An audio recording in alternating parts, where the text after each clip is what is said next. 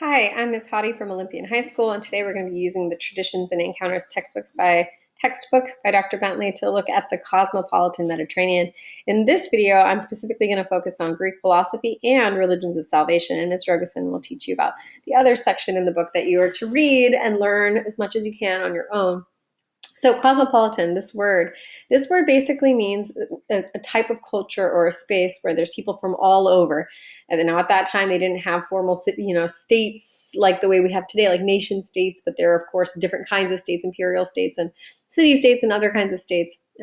So people coming from different parts of the world. Basically, you're seeing a more diverse culture develop in the Mediterranean as a consequence or as a result of the Romans conquering pretty much all of Europe and parts of North Africa, Middle East. So we're going to see people from all different parts of not the complete world, but of Europe and those areas that I just mentioned, becoming more united or integrated. It's going to integrate the Mediterranean basin.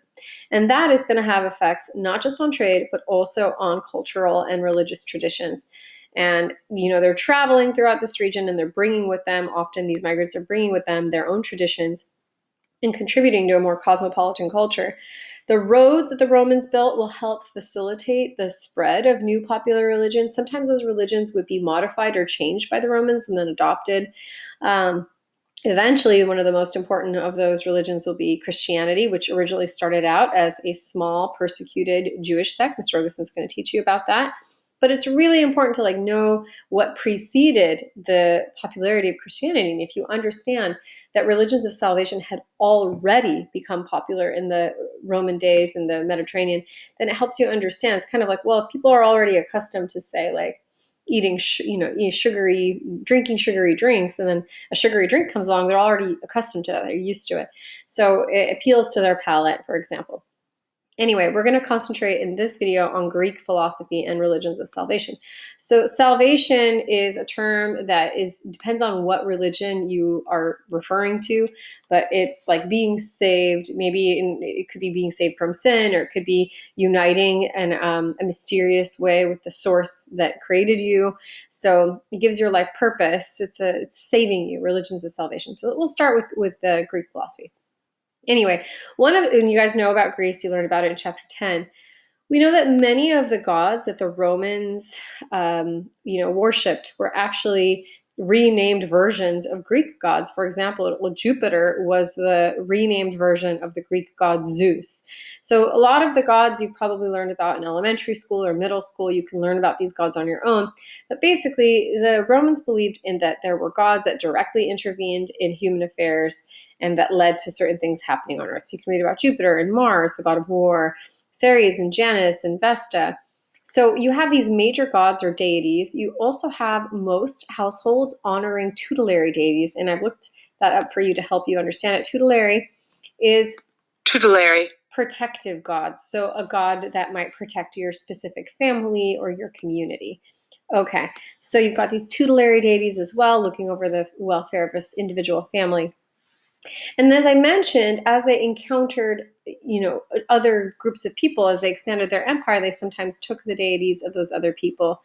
So, for example, they learned about Juno and Minerva from the Etruscans, or they learn about new religious practices, like how to tell the future by examining the internal organs of ritually sacrificed animals. That's called divination.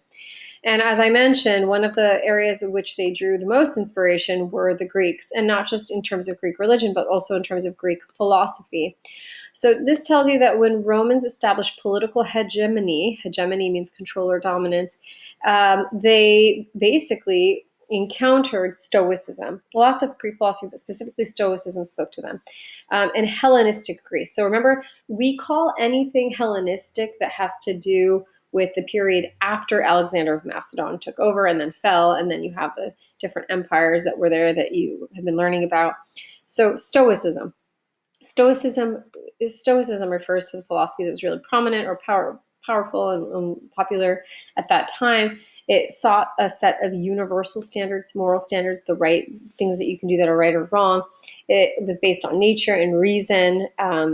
And this is because they're part of this larger interdependent world now. It's not just little tiny city states that are doing their own thing. They recognize they're all connected, and they needed a religion that sort of reflected the more modern condition or reality that they lived in. One of the most important Roman intellectuals that adopted Stoicism was Marcus Tullius Cicero. And depending on how you research Cicero, some people vehemently hated him. He was a new man, someone who at one point became a senator, a Roman senator, and then became a consul, which was a very powerful position. And he was really intelligent. He studied in Greece, and he became very knowledgeable about Stoicism, and he was an incredible orator or speaker. And his what he wrote is still very well known and popular. But he basically said that the pursuit of justice was our highest duty. That it wasn't about becoming really rich or accumulating wealth or becoming very powerful. And he was largely responsible for why Stoicism became the most prominent philosophical school inside of Rome. So make sure you do some independent research on your own about who Cicero is.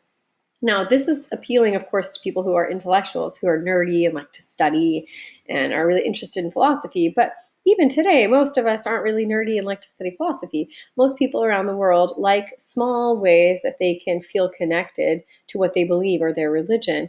And so these educated thinkers might be inspired by the philosophy of the Greeks, but most people, the masses, are going to turn to religions of salvation.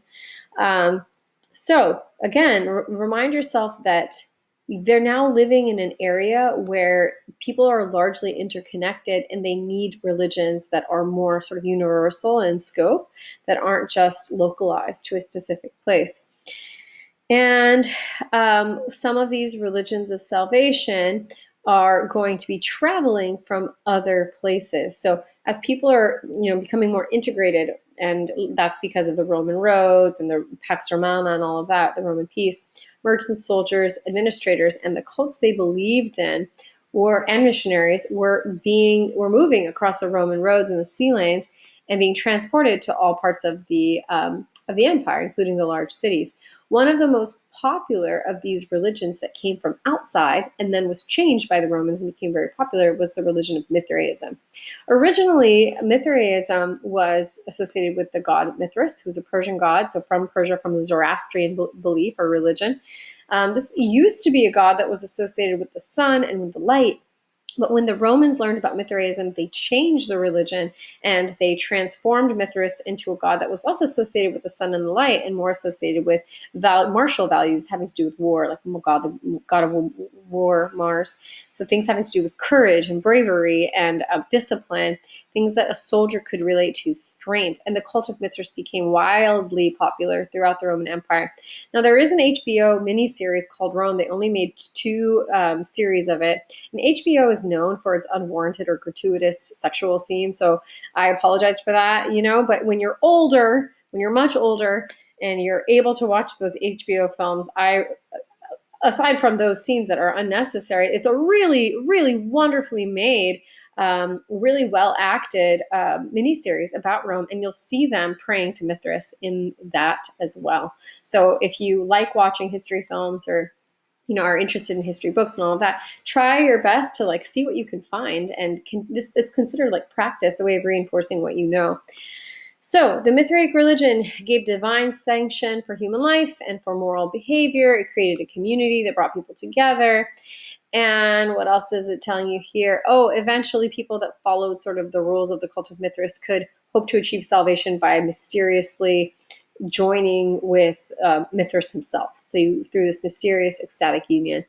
All these temples and altars were built for Mithras throughout the empire, and it became really popular.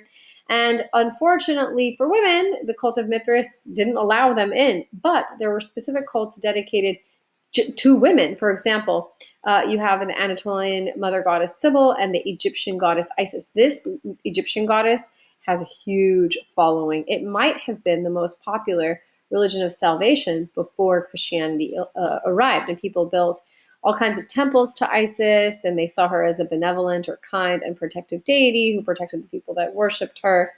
So these religions of salvations are going to attract followers in Rome and throughout the empire, and this is really important because it helps us understand that there were already religions of salvation that were wildly popular widely popular throughout the Roman Empire before Christianity arrived.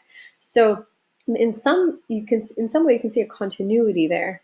Christianity was another religion of salvation that would appeal to people, especially people who felt like they needed some escape from Roman life, like slaves, which will be Miss Robeson will be talking about next in the section on Judaism and in early Christianity.